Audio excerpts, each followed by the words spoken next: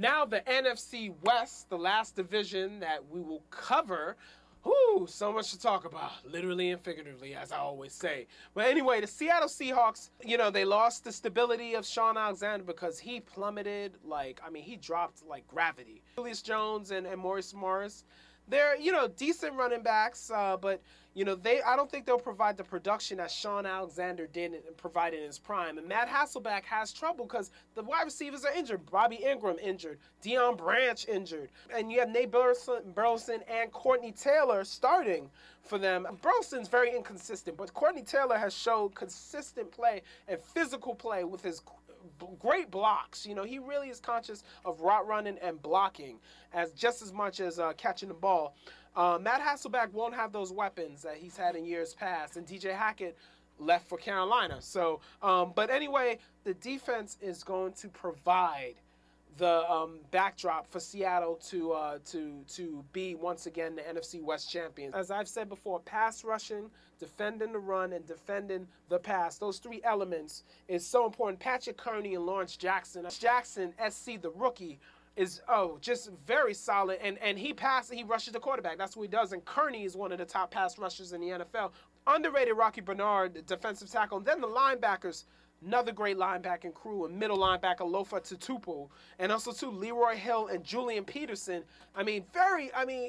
Julian Peterson, superstar linebacker. Leroy Hill, very underrated, very unsung. And then the secondary is so solid with Marcus Trufant and Kelly Jennings.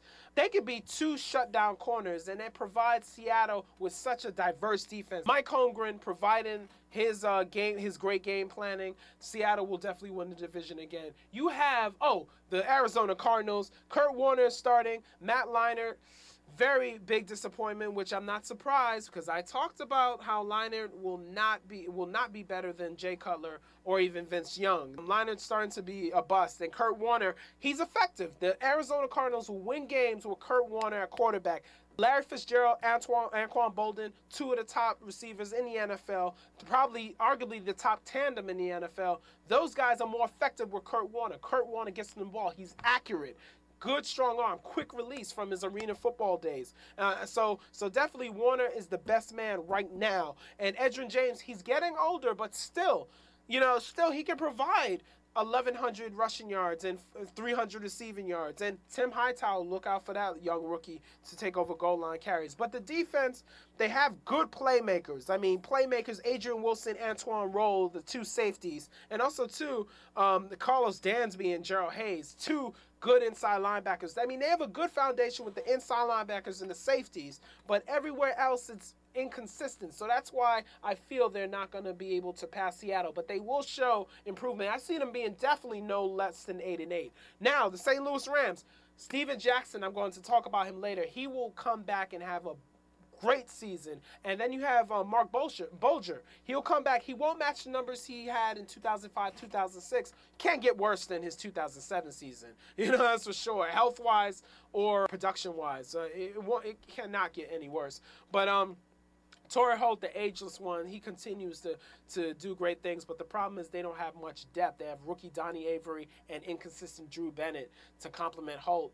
That could be a problem. I like their defensive line with Leonard Little, Chris Long. Chris Long is definitely going to be a solid rookie this season. And Leonard Little, the veteran, good pass rusher, such a great professional. Young Aaron Carricker inside with the veteran Leroy Glover.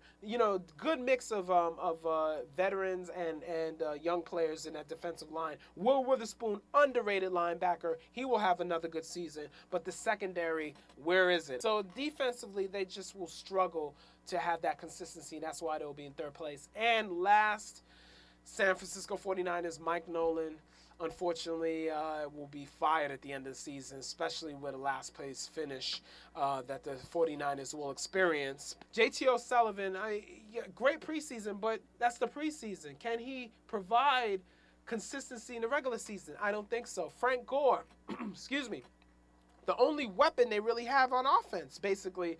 And their teams are going to stack 8 in the box. But he would be much more effective if he had weapons at the wide receiver position around him. Isaac Bruce, future Hall of Famer, but Isaac Bruce, though, is not the Isaac Bruce of old. And then, you know, you have inconsistency in Bryant Johnson, who's been inconsistent in his career. Arnez Battle, inconsistent. Josh Morgan, good-looking rookie, but, you know, he's not going to really provide that spark maybe in 2009. But defensively, though, they have good young players. Danny Lawson is coming back from an injury last year that sidelined him for the whole season. Patrick Willis, though, arguably the best linebacker already in the NFL. He led the NFL in tackles in his rookie season. Patrick Willis is that foundation. And Justin Smith playing with them as well at defensive end, his first season with them. But, you know, it's just a lot of unproven players other than those guys. And also, too, Nate Clements is very good. Don't get me wrong. And Michael Lewis from Philadelphia.